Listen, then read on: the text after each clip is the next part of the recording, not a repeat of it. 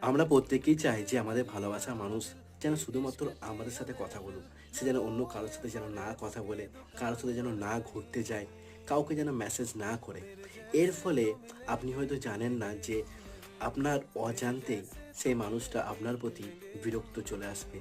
যখন আমরা কাউকে বেশি করে আঁকড়ে ধরে রাখতে চাইবো না, সেই মানুষটা তত বেশি দূরে চলে যাবে।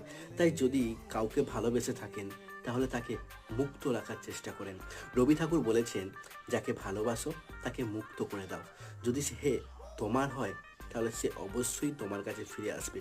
আর যদি দেখো যে তুমি তাকে মুক্ত করা সত্ত্বেও সে তোমার কাছে ফিরে আসেনি বা সে তোমাকে ভালোবাসছে না, সে তোমার থেকে দূরে চলে যাচ্ছে, তাহলে তুমি এক জিনিসটা ভেবে নিও, সে তোমাকে কখনো ভালোবাসেনি। ভালোবাসার অভিনয় করেছিল। সে তোমাকে ব্যবহার করতে চেয়েছিল। তাই যে ভালোবাসে তাকে মুক্ত করেই দেখো না। যদি সে তোমার হয়েই থেকে যায়, তাহলে সে তোমাকে 100% ভালোবাসে।"